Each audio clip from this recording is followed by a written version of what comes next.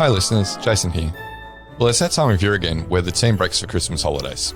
We hope you have enjoyed listening along to some amazing guests sharing from their considerable subject matter expertise. While there will be a 3-week hiatus from new episodes, we have you covered with 6 Christmas replay episodes. These are 6 of the most downloaded and popular episodes from 2022, including this one.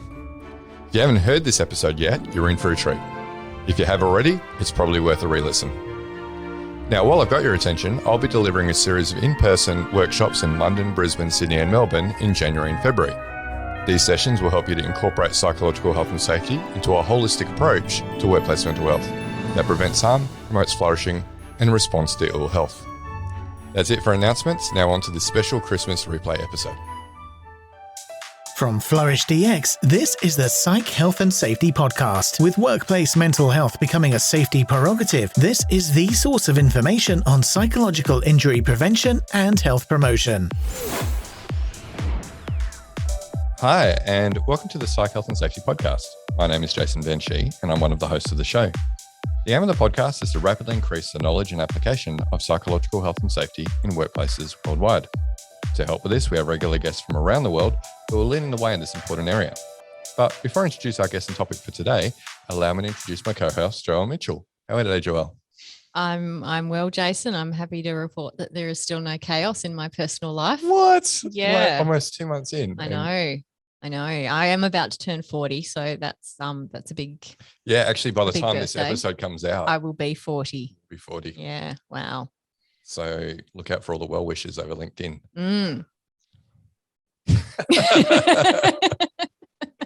Yeah, you doing anything special for your 40th? I am. Yes, we're going.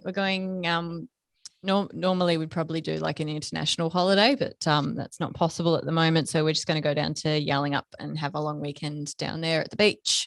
Yeah, beautiful. Have a nice meal at Lamont's down there, and just relax and have a unwindy kind of a weekend. Yeah, and you've got a good ocean view. I do. Yes, we've got an ocean view. Sorry, you can tell people where room. you're staying now because no one will know because this is coming out after you've stayed there. So you're not going to have any so stalkers. I'm not going to be swamped with rabid fans wanting a like normal as usually happens. Yeah. The streets of Perth are just they're a hazard for me. Well, let's face it, there's not a lot of celebrities here, so we have to grasp. This is true. Yeah, I'm like a D-list celebrity at best. Are you? No, not even. Like when my son asked me if I'm famous, I'm like, no. But you have your own podcast, Joelle. For a very tiny group of people, yes, I am. It's a real niche. It's a niche of a niche. So I'm staying at Smith's Beach Resort in Yallingup. Beautiful. And it's very nice down there. So I'm looking forward to it. Well deserved after the year that you had, and 40 is a big milestone. Yeah. So. Yeah. Did I just give away your age? I said it already. Okay, good. Yeah. It's okay. I'm not afraid of saying my age. I don't like editing these things, so I'd hate to cut that out. Yeah, so, you just wouldn't cut it out. No. No. Oops. Happened again. Look, I am of the view that any years that you can live are fortunate. So just own it. Awesome. All right, Joelle, on that note, we should Yes. probably introduce our guest. Let's. Yeah. He has had a diverse career working across areas of organisational, clinical and military psychology. He's widely regarded as one of Australia's foremost experts in psychological health and safety and regularly advises his executive teams at many leading organisations on the subject. He's involved in many organisations, but most would recognise him as the Chief Mental Health Officer at Westpac Bank. Welcome to the podcast, David Burroughs. Thanks for having me. And happy birthday, Joelle. Thank you.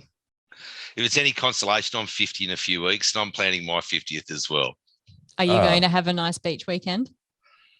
Yeah, I am actually. I'm going to Fiji.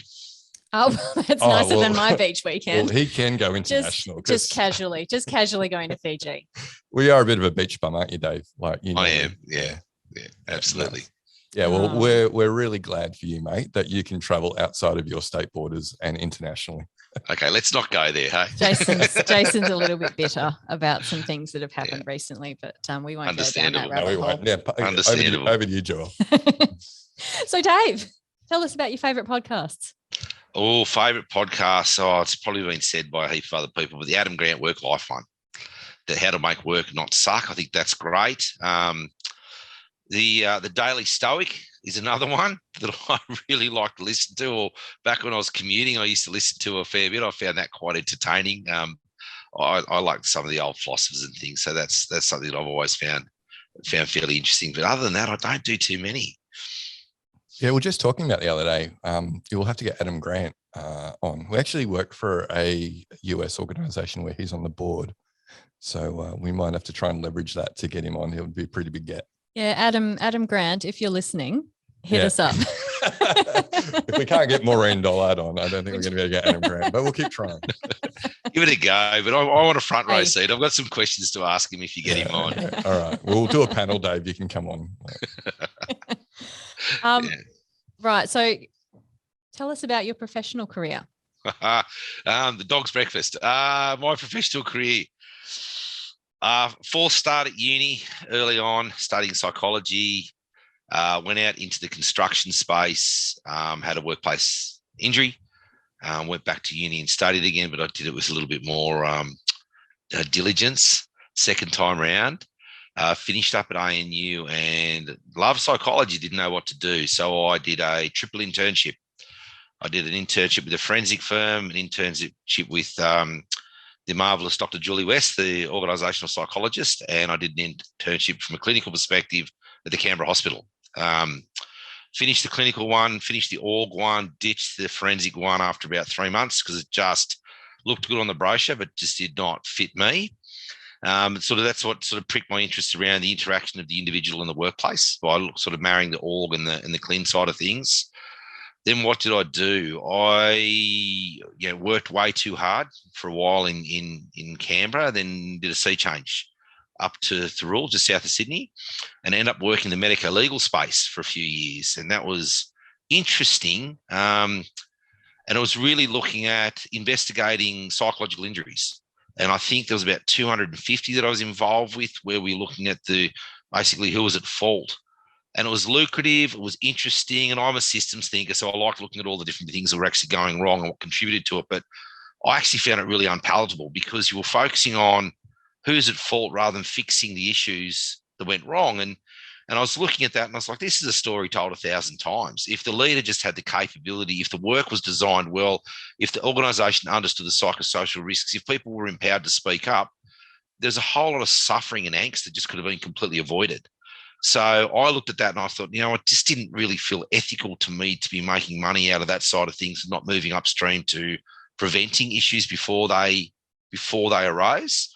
I'm a big fan that the good work is good for people, and we spend so much time at work. We need to make work as good as what it can be. So I went out for, screw doing that. I'll start my own business. And I looked at all of the research around early intervention and prevention of mental ill health in the workplace. I got to know some of the Canadian researchers who were at the forefront of things at that time and started applying some of their things and started my own business. And that business went for a while. There was another little one. We had a small multinational, multilingual training company for a while that we wound up after a few years. But so I ended up working in the consulting space, worked with lots of different organisations, really looking at psychological health and safety before psychological health and safety was popular, before there was podcasts. I got tired. I think I got worn out. I'm not sure what other people's experience are if you've had businesses in this space, but I sold that company. It was very hard to get talent. The universities weren't producing students with the skill set knowledge base that we really needed to step in. So we're really relying on interns, and I love my interns, but I tell you what, geez, it's hard work to find the ones that fit with the thinking that we had. And we had psychosocial systems thinking in and around what we were doing. We were looking at mental health through a workplace lens, a job design lens, a risk lens, not through a let's do a resilience course and make everyone mentally literate, So it was tough. And so it was time to sell. So I sold out there, I don't know how many years ago now, maybe 5. Sold to the wrong company. Had a miserable experience through that period that comes from when you sell a business. Their ideas around transparency, business ethics, and the way you do things were very, very different to mine. And I'm a pig-headed person, so I didn't fit well. Wrapped everything up, took a bit of time off, sort of semi-retired, sat back, thought I'd just surf and fish all day for the rest of my life and got bored out of my brain. I got a very busy mind, and I was always thinking around, oh, geez, I've left stuff not quite finished. The industry's still in its infancy. We need to sort of do more. And I was lucky enough to have some internal, I call them mentors, so a fair bit younger than me, but people I really respected in work health and safety. One of the guys, he was at Combank, he's at Woolies now, a guy called Ben Shido, and another guy who was at Westpac, still there, called David Ninnis. And, you know, over a beer and a chat, we were sort of talking around what would happen if I applied my knowledge base and skill set within an organisation rather than across a dozen organisations. And that's when, you know, I was approached by a couple of larger organisations around what would that look like. I was very lucky at the time, and that Westpac, as a company I knew quite well, said, you know, what would a chief mental health officer role look like? And it's like, yeah, I've got some ideas. Here's a job description I wrote earlier. By the way, I'm only going to do it 3 days a week because I've still got other stuff to do. And, you know, that's what I've been doing for the last 3 years. So that's working internally there as a subject matter expert to develop and define and evaluate the strategy, the initiatives, and the way in which they approach workplace mental health has been a really important part of my career. I love it. Outside of that, though, I still dabble. So my career's not over yet. In between all of that, too, I joined the military and became a special service officer and did some interesting work with different cohorts of the Australian Defence Force. But that's a story for another time. I still now, in my career, a couple of days a week, I'm involved with some businesses that I think are actually making a difference. So I do specialist advisory work through Australian Psychologist Services, which is my private company. I don't advertise those services and things, but that's really looking at the evaluation and refinement of strategy within large organisations, helping them address psychosocial risk, develop particular leadership capabilities. I do a lot of work with boards of directors and C-suites, and looking at integration. I work with a brilliant psychologist, a social psychologist and behavioural ethicist out of Melbourne University called Brock Bastian, the author of a book called The Other Side of Happiness, and a very cool guy. You see him on TED Talks and stuff and those sorts of things, in a company called Psychological Safety Australia, which is really looking at the application of behavioural ethics within organisations. And I'm co-founder of a very cool business called Mental Health, which is a specialist men's mental health service. We've got a team of over 20 psychologists working nationally, using, again, a very evidence-informed approach, trying to, you know, disrupt the way in which we look at mental health through a men's lens. So, yeah, I'm sort of busy. So you've gone from fishing and surfing to being an active member of at least 4 businesses. The most overemployed person in Australia. Yeah, I know, right? Like, gosh, give someone else a go. And I'm mentally healthy workplace ambassador for Safe Work New South Wales and champion for the National Communications Charter, and I do some advisory work for other government agencies and things. But it's all I've done. Any more receipts you'd like to roll out there? It's all about work-life balance, though, isn't it? Really, yeah.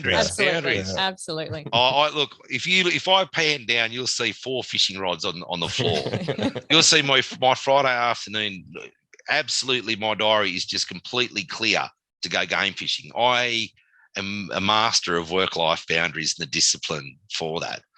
I just like doing things that can improve people's experience of work. I feel sort of morally obligated to keep going in this space. But yeah, I probably do too much. Yeah, but passion can carry you a long way, for sure. Yeah, to the fridge. Nice one. Well, look, Dave, clearly you've been at the coalface of workplace mental health for many years. How would you describe how workplace mental health is currently done in its most popular form? In its most popular form, I'd say poorly, incredibly poorly. I'd say it's driven through a lack of understanding, if not ignorance, around what actually works, what makes a difference.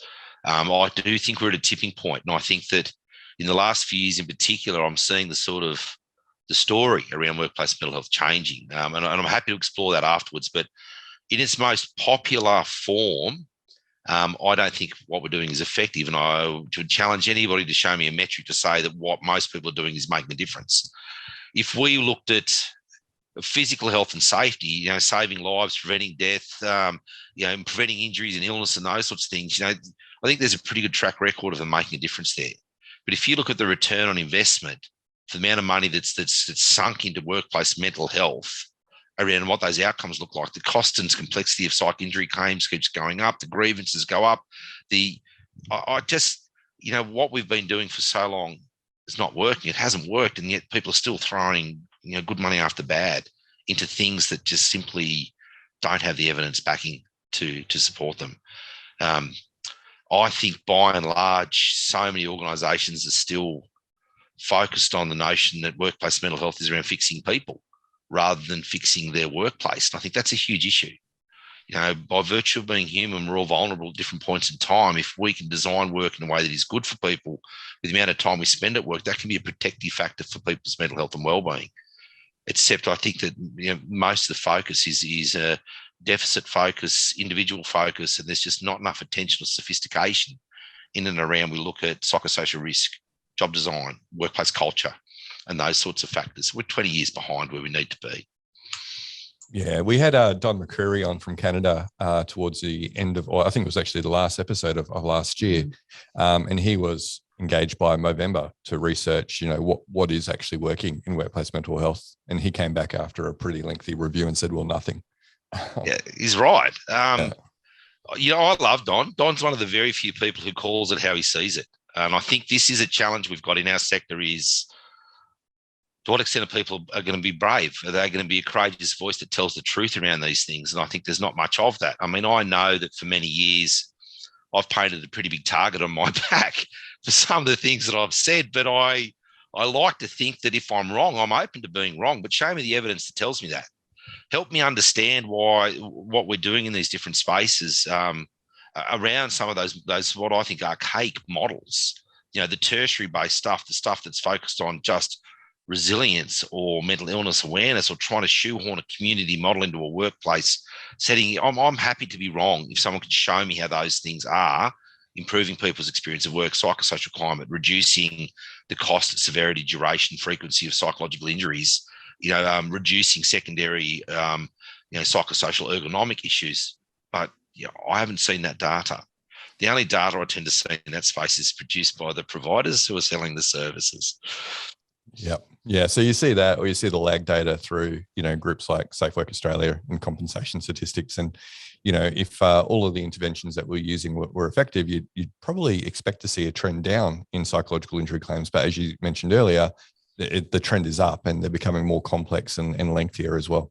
Yeah. There's a really clever psychiatrist in Sydney who I respect, and he calls it out too. And he said a little while ago that most of workplace mental health is simply theatre.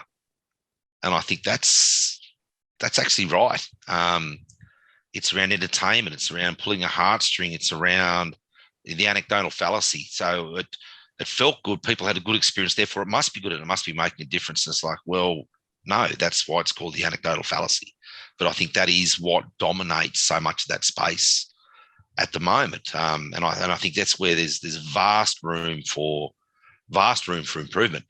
In defence of those procuring those services and things, though, it can be hard if you don't have sort of an academic discipline in an area of particular expertise to be able to differentiate between what's good and what's junk science. And believe you me, there's plenty of junk science, often put in a lovely bow tie and sold in a really lovely way, but yeah, well, it's a common question, and I think companies think that they're doing their part by asking, well, what is the evidence base behind this? But anyone can, surface some evidence, but it's got to be contextually specific. And if you take something from one context and try and apply it in another, then it kind of loses any evidence base anyway. So I like what Tony talks about, being evidence informed rather than evidence based. And basing it on models that are known to be effective rather than, just looking at one study and going, well, it worked there, it will work here. Yeah. And I mean, and you look at that. I mean, you look at that in more broadly around even things like growth mindset. Mhm. You look at the research basis of that and when it was done, the contention around those findings, who was the cohort, and how that's actually now grown and been applied, as in it's the best thing you can do with so many organisations. And who's actually asking the question going, how did you get from there to there? Yeah. Like, it is just worrisome if you do your due diligence and follow the science. Yeah. Talking about putting a bow tie on something, right? It's like, oh, just add yet to the end of your sentences and you're done. You've got a growth mindset, and that's the intervention. Great. Yeah. But that's an easy sell, right? Hey, this isn't going to cost you any money. Just tell people to say yet at the end of the sentences. I can't do that yet. Yeah. Well, it's like, EQ is just rebadging personality in language that is less academic, but we'll call it something else, or, grit.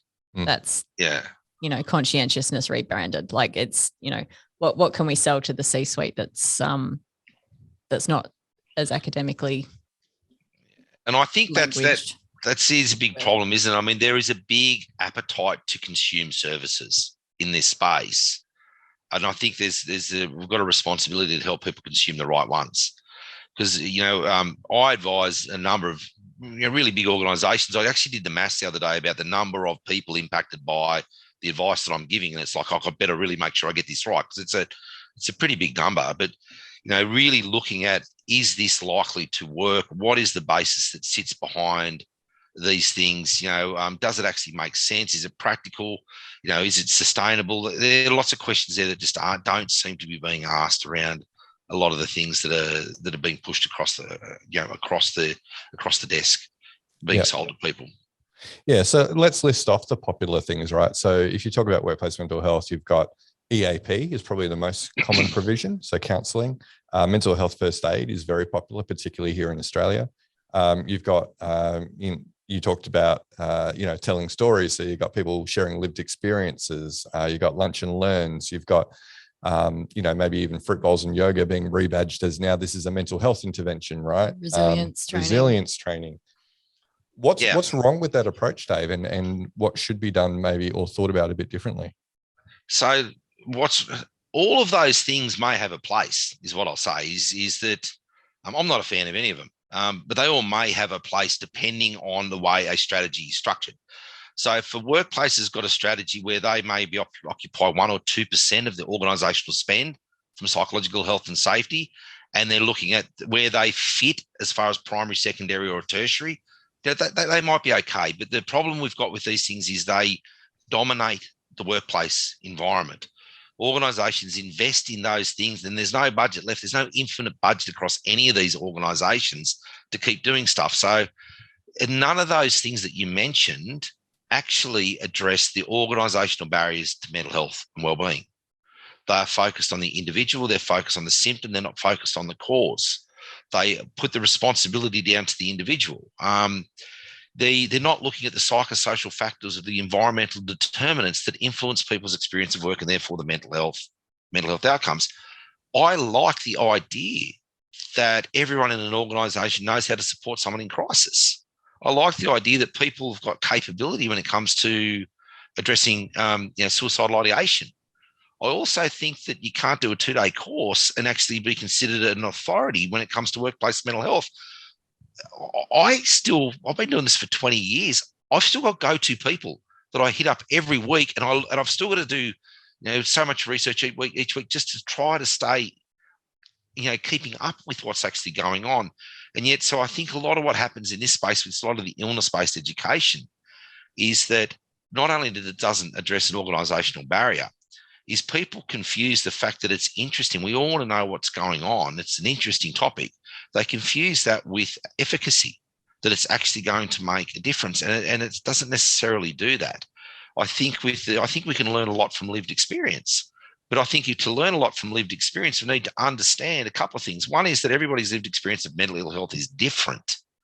Just because I've had depression doesn't mean it's the same as what someone else is going to get. My recovery, my experience is going to be different from somebody else's. So I can't assume that just because I've got a condition the same or the same, that I've been diagnosed in the same vein, that I'm all of a sudden able to remedy that situation for that person.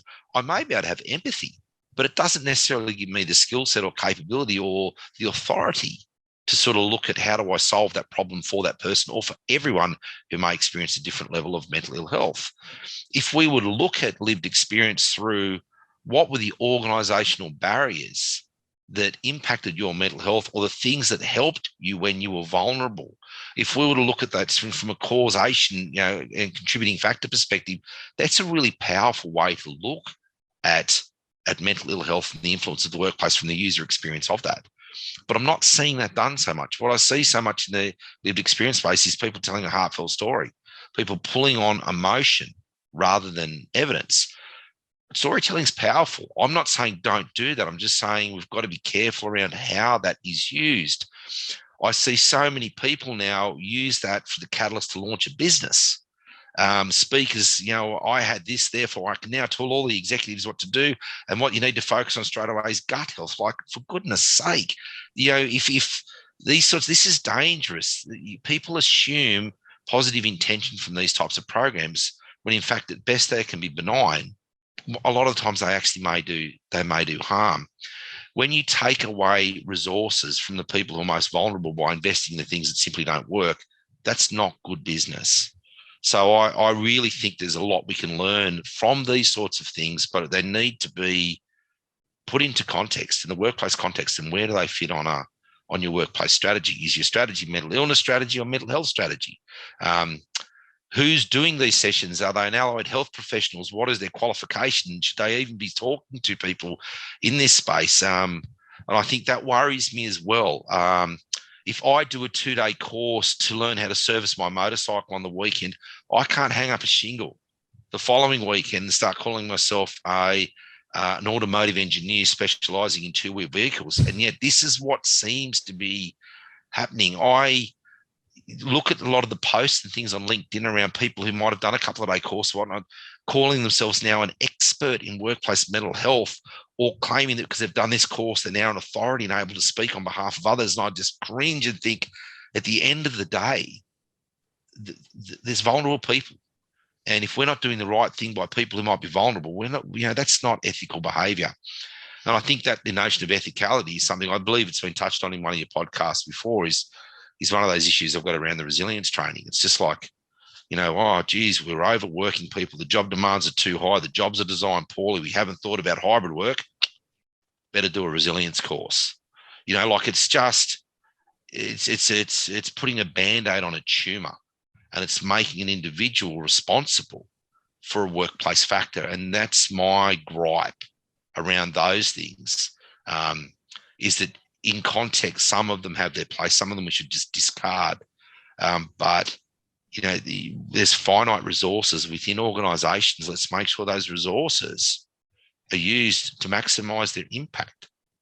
Because if we don't do that, we're not just compromising the commerciality or sustainability of our business. We're hurting people.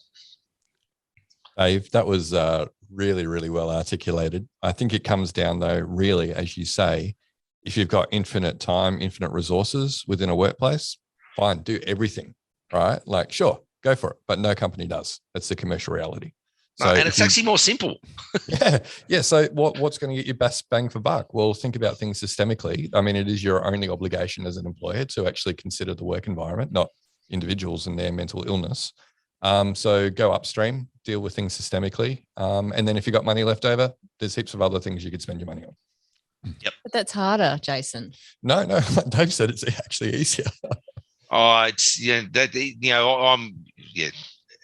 It looks easier. I think the capability set's there, the knowledge base is there. I don't think our educational systems have caught up to enable that to be practically applied within internal people within a lot of organisations. I don't necessarily think that's the case. But it requires, you just have to be authentic in what are the things that are impacting my people's experience of work. Like that's the stuff that we should be focusing on. We should be focusing on there. I think that there's a beautiful meme going around at the moment. I think, I love memes. I just think you tell such beautiful stories with them, which is a whole team under a massive amount of pressure going through a restructure. And they said, what's the solution? And then on the second bit is mental health awareness session. And I think that almost sums up the nonsensical approach to mental health that exists at the moment, that I believe creates a tertiary cycle of despair. is we keep focusing on fixing the person, referring them out, putting them back into the same psychosocial climate that influenced the thing, their condition or concern in the first place, and wondering why they break again. Like, it is just a story told 1,000 times that we keep telling ourselves, not us, we're sophisticated, we know this stuff, but people tell themselves it goes again and again and again. Yeah, I like memes myself as well, and a very similar one that I think first I saw shared by Adam Nebbs, so credit to him, was the Friends one. Yeah. Where it's like, what do we need to change? Reduce workload. And then it's like, well, what can we do? Reduce workload. What can we do? Reduce workload. And then he says, mental health training or resilience it's the training. Phoebe and Joey The thing. Phoebe and Joey. Reduce, workload, reduce workload, mental health training. Yeah. I even think now I think even the workload one's a cop out. I think we know enough about job design. We know enough around role crafting. We know enough around, good demands and bad demands. We know, there's a big procession of brilliant researchers that sit behind a lot of the stuff in that space. I just don't think we've got excuses left to actually say, look, we don't know what's actually going on here. The data's there, the research is there.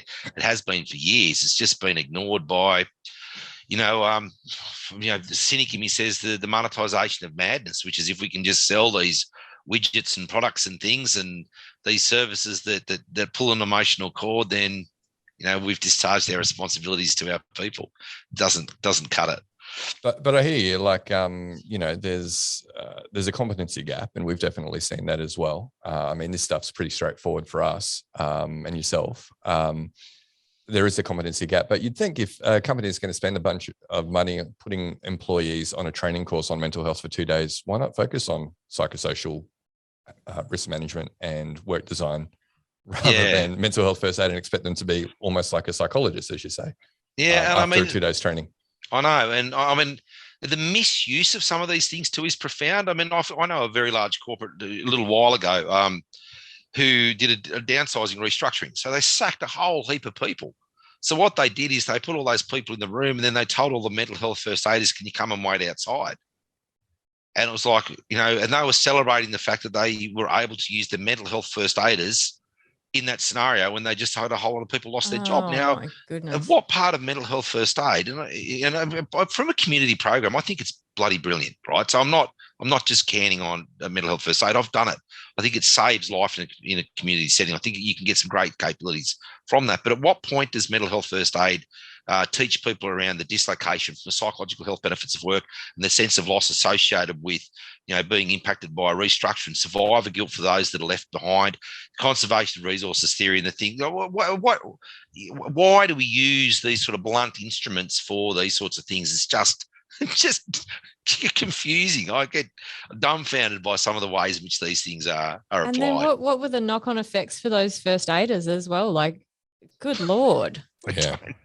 Yeah, and we've spoken about this many times, like when you give people inadequate training and then you put them in these sorts of positions, you're actually creating a whole new risk for a whole new set of people. Yeah. You've just injured that whole cohort of people. Like, that's... So tell me how those people, those peer models, there's a lot of peer models out there. How do they connect into work health and safety and HR and injury management? How do they integrate? If you're just patting someone on the back, dear, and making them feel supported, that's a really good thing. But if you're not closing the loop and understanding the workplace factors that might have actually influenced it, making a reasonable adjustment according to those things, so that you're not just remedying things for that person, but preventing the next person experiencing that same thing, that's negligence. I think there's a problem there in that these things are really easy to sell if you don't have a huge degree of sophistication and you're procuring those services. When I finish up and finally retire, I'm going to write a book around the number of things that have crossed my desk, is from an independent advisory perspective, the grandiose claims in workplace mental health, and I'll invite a few other people to contribute as well, because I think we've probably seen the weirdest, wackiest, people promising the world. It's amazing. I think it'd be a real page turner in a kind of like, look out. Frightening way. Yeah. So Dave, let's talk about terminology. There's lots of words out there used for different things. one of the, or two of the terms, I guess, that tend to get conflated that we notice often is psychological safety and then psychological health and safety. And this comes up quite often. So could you please explain to our listeners what the difference between those two is? Yeah, so they're related but independent constructs, is what I'd say. Just as an aside, when I see someone selling a psychological safety program to address workplace mental health related issues at its core, that's one of the biggest red flags, because it's like, that's not what psychological safety is. Psychological safety, I believe it was started by Kahn, but then it was popularized by Professor Amy Edmondson. And it's the sense that we can share our feelings, beliefs, and experiences openly at work without fear of retribution, loss of status, or punishment. So it is an interpersonal construct operating at a group level.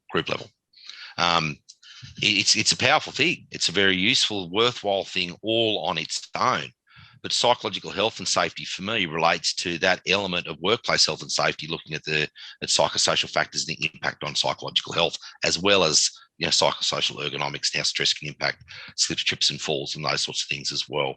So very, different areas. One interpersonal, one is really looking at the systems of work. They shouldn't be, psychologically safe workplace. People might be empowered to speak up and raise issues around workplace health and safety issues, job demand issues, incivility, things not going well, which can be really useful for psychological health and safety. But psychological safety is not the assessment and mitigation of psychosocial risk to people's health. It's different. It's a big issue though, and I see this all the time when organisations look at putting, we're going to psych safety program. It's like, is it? Can you show me what it looks like? Well, actually, that's not going to meet your responsibilities from a legislative sort of compliance perspective, because it's looking at a completely different construct. And it's like, oh, really? Oh, that's an interpersonal one where this is looking at risks. So it's quite different, and they are conflated and used quite poorly. I see the regulators often make mistakes in this space. I see what things promoted as psychological safety programs, and they're simply not. They're often very base level mental health awareness programs that look at your responsibilities under the Disability Discrimination Act and work health and safety legislation. They're quite different and subject to a lot of confusion. If anyone's interested, I did write an article recently called Psychological Safety, Has It Become the Next Maslow's Hammer? And that one there, I'm happy to share a link to that as well. But concept confusion is rife within workplace mental health. I still see mental health, mental illness, mental fitness, all these things used interchangeably when they're different. I see a lot of organisations saying that they've got a mental health program, when in fact it's mental illness awareness. Very few actually have, what I'd say a mental health program, which is when we look at mental health as a positive concept, and mental ill health is something that includes diagnosable conditions and mental health problems. Mental ill health doesn't discriminate, doesn't necessarily mean people are going to be poor performers. I'm actually a champion of the National Communications Charter for Mental Health and Suicide, and one of the reasons I'm a champion of that is I just think that we can perpetuate stigma, we can perpetuate poor practice, we can actually really hold ourselves back if we don't even get our language right, if we're telling the wrong stories, if we're focusing on the wrong things. So that happens with mental health and mental illness all the time. I mean, mental health by very definition does not need first aid. That's World Health Organization defines it as a positive concept. It's something that's aspirational. And when we look at the psychological safety and psychological health and safety, that's another one there where consumer of services may actually think that they're doing something to address the risks inherent within an organisation by looking at job design, looking at job demands, looking at civility and those sorts of things, when in fact they might be looking at something quite different, just depending on the terminology that they're using in the program that they're using. It's a common mistake. Psychological safety, interpersonal. Psychological health and safety is we're looking at risk mitigation. So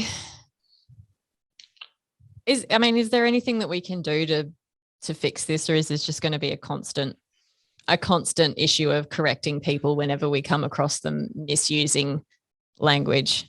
I send a lot of emails. Comcare is a recipient of many emails from me saying, hey, just letting you know, you've confused psychosocial safety climate, Maureen Dollard work with psychosocial factors with psychological safety with psychological health and safety. You can't just flip all these things around. They're not things that we can use interchangeably. So I think there's a lot of work to be done in actually helping people understand the importance of language in this space, non-stigmatizing language when we talk about mental health, the language used when we talk around things like suicide, and the differences between psychological health and safety and psychological safety. I think we've got to call it out when we see it, or we run the risk of confusing people.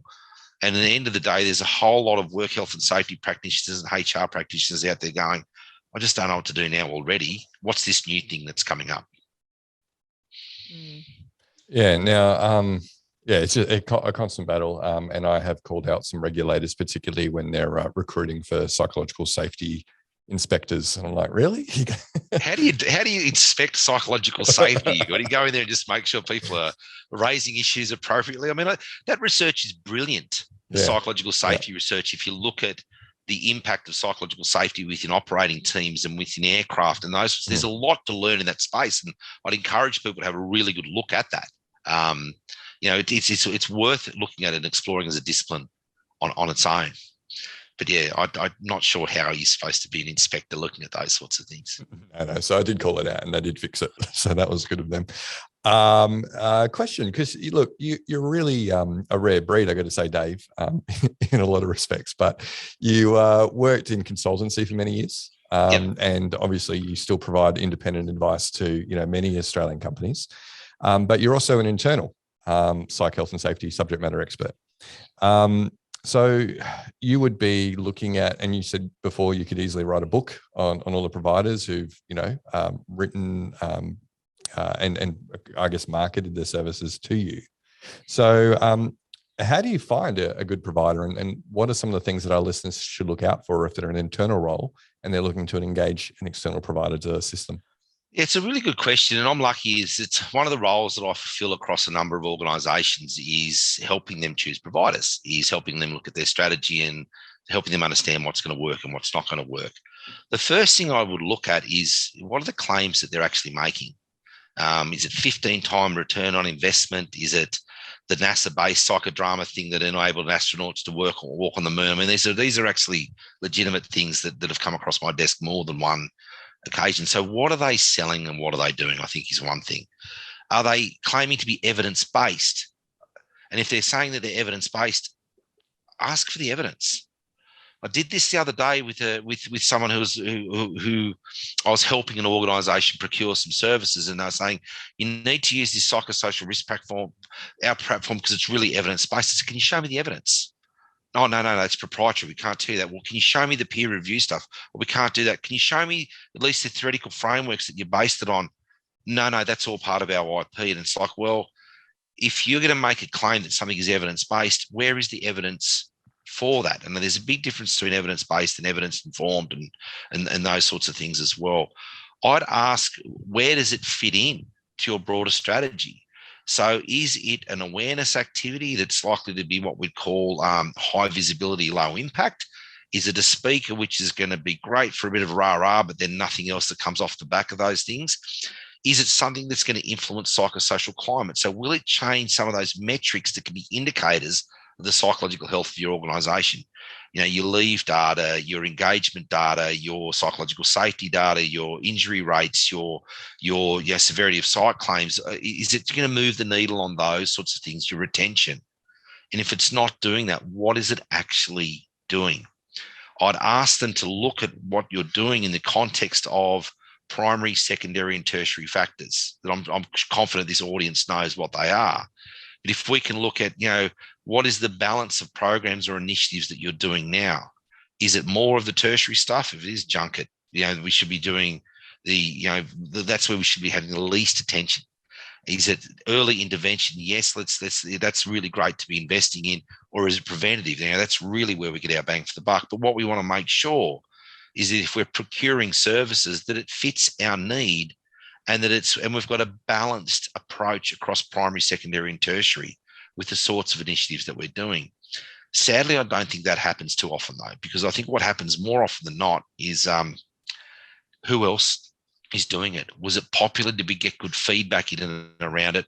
And there's the reliance on your happy sheets, which are just nonsensical rather than any real data in that space. So I think that popularity is often seen as a proxy for effectiveness, and it's just really something we've got to move past if we're going to look at provider accountability. The provider accountability piece too, I think, who is delivering your services? I've seen this one that's been marketed quite a lot, saying this is a cutting edge program. It's leading the way. There's another major red flag, major red flag. And we've got a clinical neuropsychologist who's developed a workplace mental health program. I have so much respect for a clinical neuropsychologist, but you show me where in the education program to become a clinical neuropsychologist, you're actually taught about job design, psychosocial risk factors, psychological safety, how workplace culture, supportive leadership behavior influences people's experience of work and then leads to performance, productivity, and positive mental health. It's not there. We're seeing, and this is the sort of thing that if we look at how do we choose the programs and things that we're doing, who stands behind them? What is the basis for doing that? How are they theoretically derived? How are they practically applied? And how are they going to move the needle on the real metrics of mental health in the workplace, not the feel-good metrics in the workplace? You know, a scary thing that I see quite often too is when organisations talk about their mental health offering. You don't offer mental health to people. Like there's no workplace mental health. It's not like a menu going, yeah, I got a little bit of depression today and maybe a little bit of anxiety and that person over there's annoying me, so I'm just going to choose these things from the menu. That's not how it works. So I think the more that we can be educated in that space around what to look for in our providers and what good looks like, is it solving a problem for us or is it just lining the pockets of a provider in that space? And I think that's a big one. And the biggest voices, the biggest promoters in this space are not necessarily selling the best product when it comes to supporting the mental health needs of people. And I think that's something we really need to get past as well. Yeah, it's an interesting one because I'm conflicted in the space because obviously I come from a scientist practitioner model myself as a psychologist and really understand, you want a good evidence base for what you're doing. But when people ask us, well, what's the evidence base for you? Like how effective is, say, Flourish TX in improving mental health outcomes? I'm like, well, Flourish TX isn't the intervention. It's the consultation tool. What people do with the information they collect through our tool is really up to them. That's what's going to have the impact on the mental health outcomes, not the fact that you've completed a risk assessment. So people, I think, confuse assessment and measurement with intervention. And that has happened. I mean, we had a client of ours who thought, oh, Flourish TX is so good, we're going to roll out a survey every 2 weeks with our employees. I'm like, no, you can't do that. Like you actually have to have time to, think about what you're going to do with the results and like implement something and then remeasure once you've actually done something to see how effective it is. They're like, no, we've already communicated to everyone. We're going to be doing a survey every 2 weeks. Yeah. We can't go back on that now. I'm like, your employees are going to hate you. I look at that too. And I think that's really, it's well intended. And I think that's the thing is a lot of this stuff is there's positive intent and around a lot of these things, isn't there, from these organizations? It's just, it's a knowledge gap around what actually works and what doesn't. I'd look at that and think, wow, if you're going to go to that trouble to ask people for their opinion, you're going to engage them to help you problem solve what might not be right. And if you don't then solve that problem for them, or at least be seen to making a darn good effort, you may actually be creating learned helplessness. You actually may be having a deleterious impact on morale that's then going to lead into interpersonal sensitivity and all sorts of grievances and exits of people. I think that is a challenge, isn't it? That I think a lot of us are trying to sort of rise up to and to help organisations with is to make sense of this space, because there's a lot of really good people in work health and safety. It is a really good discipline to be working in, and I know I feel obligated to try and give them knowledge and point them towards the tools that can actually help them do their work well. Because at the end of the day, we're talking about people. People are worth getting it right for. Yeah, and on that whole topic of right, you're right, and there are great people doing great work in this area, but and I think people again are trying to do the right job in terms of evaluating and kind of thinking, well, what is a good program to bring in? But we're just constantly asked with the wrong questions. Always get asked. But Jason, what's the engagement in Flourish DX? How many people will pick it up, on a weekly basis or a monthly basis?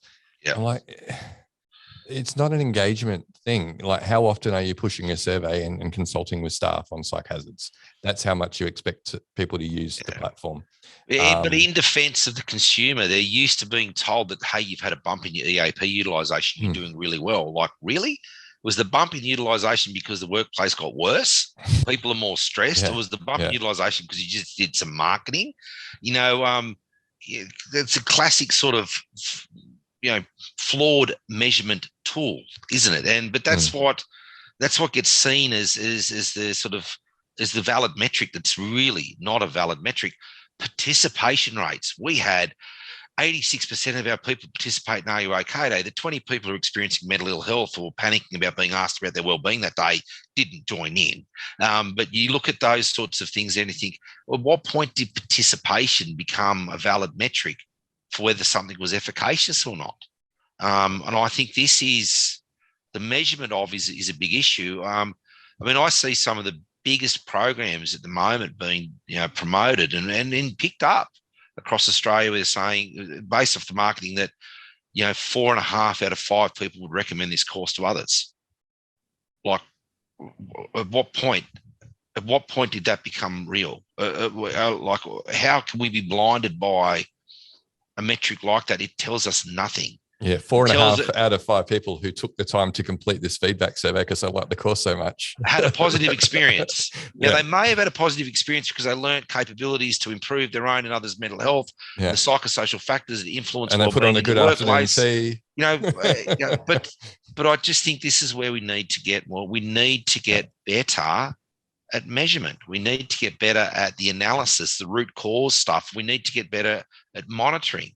And these are things that I just don't see happen. And when I review, the mental health and wellbeing strategies for large organisations, that's largely absent.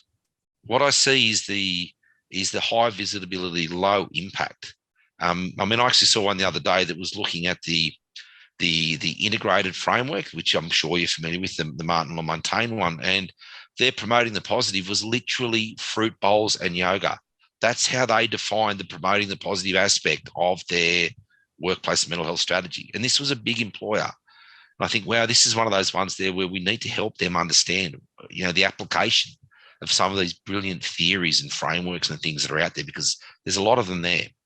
Yeah, our regular listeners think fruit bowls and yoga is a running joke, but it is actually something that happens. Yeah. Like I hear a story like that and I think, like, what happened? Senior management sat down and saw that they needed to have some stuff in promote, prevent, and respond. And they went, what are we already doing that fits into these boxes? Oh, we're doing some fruit bowls and yoga. So we'll stick that in the promote and we'll say that we're doing it. Like that to me is how that happened. Oh, no, we had a potential client, a multinational that we're talking to about ISO 45003. They're like, reporting season's coming up soon. We'd love to show to our shareholders that we've adopted ISO 45003. They're thinking they can just check off the things that they're doing, like the EAP and the mental health first aid program, and go, yeah, we've got it. Like, no, this is a whole safety management system approach to dealing with mental health. I don't know if you've got much of this in place. Like, there's a whole lot of work you got to do to get this. Yeah, and it's interesting. So that just picking up on Joelle's point there around that senior leader, it wasn't, in fact, in this one. This was a medical doctor who'd been brought in to assess the workplace mental health of an organisation that looked at the application of a medical model, not a workplace model, not a psychosocial model, and then advised them that these are the sorts of things that you need to do, which is largely nutrition-based and reducing people's physiological level of arousal, nothing at all upstream.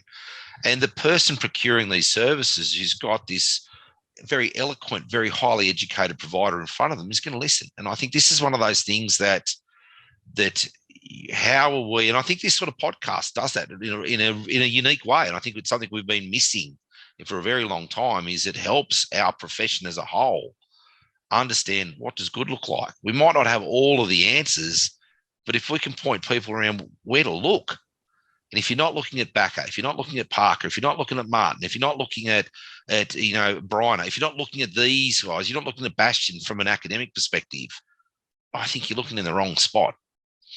Yeah. Well, I think you motivated me, Dave. I've been saying to Joelle for a while, I really need to write this new training program to put in our 45,003 Academy on how to evaluate a workplace mental health tool or program. I think I've got a framework I've got a framework that I can happily share with you on how to do that. It's and I'll tell you this much, your legitimate providers love it, because if you're asked the question, what theory underpins that, how has it been used elsewhere, who stands behind that product, where is the research to support it, if you've done that, if your product can actually stand up to those things, the providers will celebrate that and they'll be happy to tell you. The ones where you ask those sorts of questions and they look for a wriggle room, that's when you got to be, the alarm bells are going off.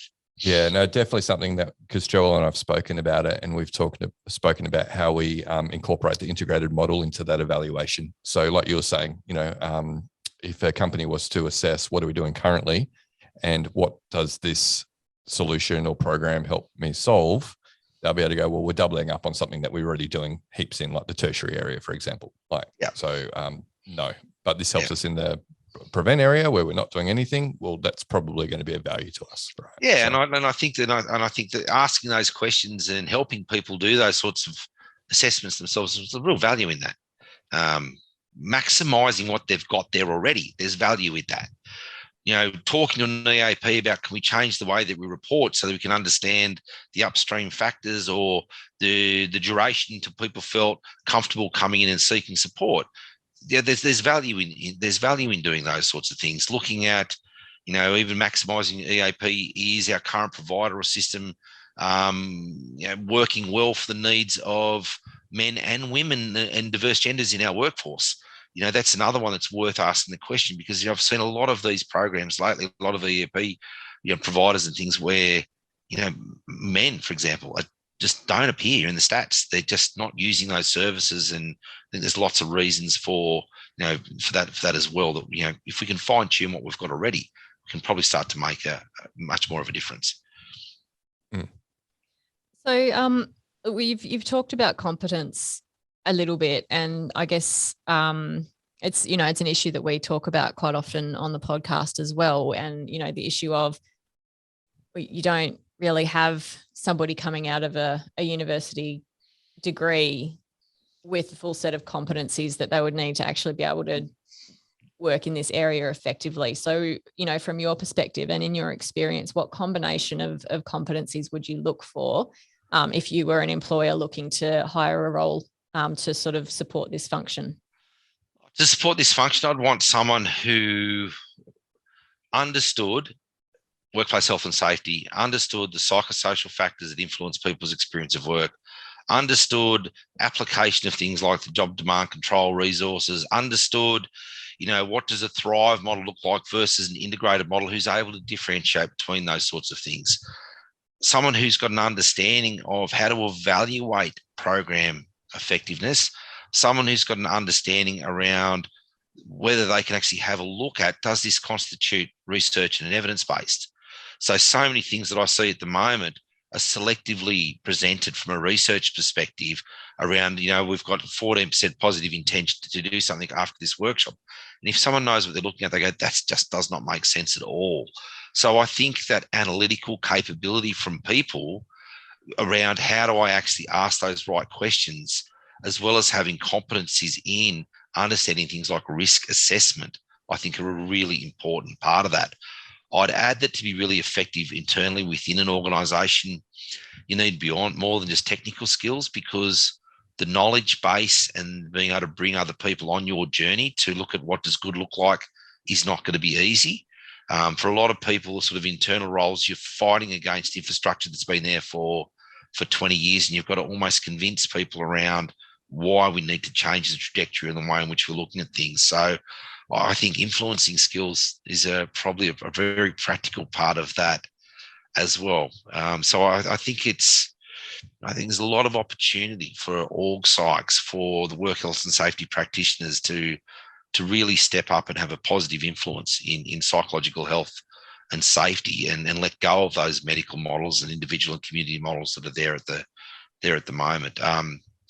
Where are people getting that educational basis in order to do those things? I'm not quite sure where that sits right now. It does take time to develop that skill base, that knowledge base that's required. Yeah, I think I would agree. There's that real crossover, and yes, you need that social science literacy to actually be able to see through the glamour of the marketing and ask the real questions about the science behind it, and can you actually back up your claims or not? But you need to have the understanding of risk management. You need to have the understanding of how to do, OD properly and how to design work and how to redesign work. So it is a really specific skill set that you won't get just out of a straight degree qualified person, I guess. It's exciting though, isn't it? Because just think of the impact we're all going to have when that's a common capability set within organisations. You think around the improvements to people's experience of work is going to be profound. When we can actually get enough people, a critical mass of people moving away from the medical, tokenistic, tertiary-based models to deal with these real issues is, it's not just going to improve mental health outcomes, but the performance and productivity and profitability of organisations is going to go through the roof because people are going to want to be there. They're going to be optimizing their time. They're going to be working really hard. They're going to be loving what they actually do. It'll still be stressful. It'll still be frustrating at times, but their experience of work will change. And I think that, for me, is a really worthwhile pursuit. We'll get there. Dave, you're listing off those attributes that you think would be perfect for someone working in this role. And I can tell you about a year ago, I evaluated the market locally in Western Australia to find someone with those attributes. I found 2 people. One is now working for me. The other one is still very happy working where she is. So best of luck to anyone in West Australia trying to hire locally for those. It might be a case of getting someone in with most of the skill set and then developing that person. And that can happen and that will work. I'm not here talking on a Westpac perspective today, but I've got 2 of the most brilliant organisational psychologists that work with me in my Westpac capacity, and their ability to implement and to inform and to use psychological science for the betterment of that organisation is just amazing. And I think we will start to see more of that and more internal roles in this space. I think there'll be 10 years though until we get to that point, and we're going to be reliant on clever external advisory for a while. Which then for me it's a worry too around who are organisations listening to. It's a real, it's a risk. Yeah, and you mentioned some names earlier, and there's some very good people, and a lot of them very generous with their time, like the Ange Martins of the world, and these sorts of people. They are just tremendous. Absolutely, I've got a go-to list of people all around the world that I go, I'm stuck. Help me with this. I've read everything, I've exhausted everything. This is what I think. Am I on the right track? And and I love the fact that I've got the ability to do that, and I love that I've got the network to do that. Sometimes I feel as if I stretch the friendship a little bit, but I try to reciprocate as much as possible. Jaylee Skeen is another one in the suicide space. Wow, at some point she's going to block my number when I look. But I just value their expertise so much. And, an hour with some of these people and your knowledge base just goes through the roof. But if you don't have access to them, read all of their research. Read Peter Cotton, is now deceased, such a lovely, amazing human being, such a contribution to workplace mental health in Australia. Read his research, the Cotton and Hart research. There's just no lack of information out there. We just need to get in there and absorb it and put it into practice. Now, Dave, I don't know how you could possibly retire. You're just so full of energy and you're on fire for this topic. So don't go off fishing and beaching too soon. I set myself a goal to be able to retire by a certain age. I achieved that goal and realised what a stupid goal it was. I love work. I love what I do. I love learning in the space I'm in at the moment. And I've said to my wife, I'll never stop work because it's easy to get up and out of bed in the morning when you get the opportunity to do these sorts of things. For me, the workplace is an incredible vehicle to improve mental health outcomes and commercial outcomes and all those things that go with it. We just spend so much time at work. I'll probably get sacked at some point, and people will want me to retire, but I'm not going away. I'm sure there'll be plenty of people asking you to help them out. So, Dave, given you've been working in this space for decades, what, looking into the future, would be your hopes for the future of workplace mental health? I hope we cut the clutter. I hope that we end up with a situation where everybody internally who's procuring mental health services has got the knowledge and sophistication to discern what's junk and what's real. I really hope that my passion is that we move towards a preventative early intervention model, and we stop trying to shoehorn tertiary initiatives and rebadge them as if they're preventative in some way. I just think that we've got the ability here to have much more simple yet sophisticated approaches to workplace mental health simply by looking at the research literature that's there. And that's sort of my hope for it, is that we get to that point where when we're having conversations around psychological safety or psychological health and safety, everyone goes, yeah, I get that. Mental health and mental illness, people get that. Psychosocial risk, people get that. Job design, people get that. People look at things like supportive leadership behavior. I don't know what that looks like. If they're the sorts of things that I think we will get to that point. I think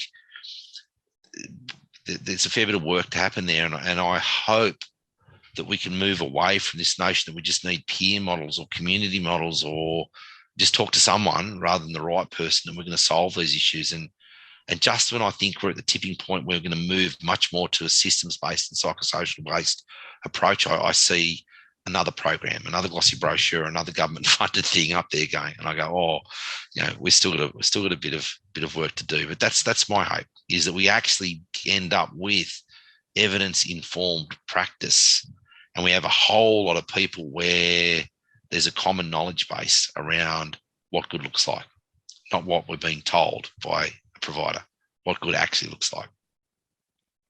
Okay, well, Dave's just made your job really easy finding a clip for this one, Joelle, I think. No, there's too many.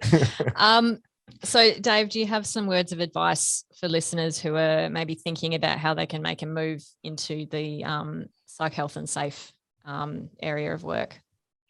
Some advice is read, engage with information from third parties, academics. Look at what the research is saying, sort of have a look beyond those people who might have a vested interest in this space, is something that I think you should do.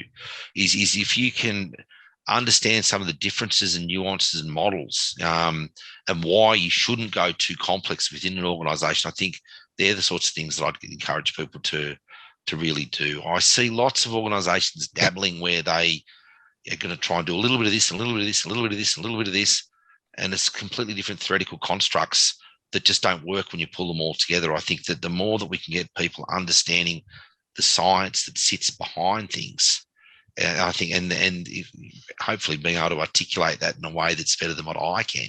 I think that's the advice that I'd get is know what sits behind these things. I think you're reasonably articulate, Dave.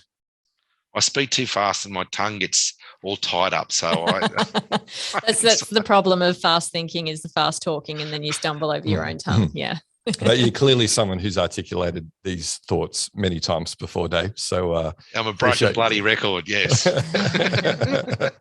No, you get very good at speaking to the points. Yeah, no, Dave, amazing having you on. It's been a while in the making, but I think our listeners can understand, given how busy you are and how many things that you have on your plate, why it might have been a scheduling issue for us to get you on the podcast. But really glad we finally did it, and I think our listeners are going to find this an instant classic on our podcast. So thank you so much. Oh, thanks for having me, and I hope someone got something out of it in some way, shape, or form. There'll be I think some of our listeners, they would have run out of ink in their pens with all the notes they would have been taking. So no, I really appreciate it, Dave. Wonderful. Take care.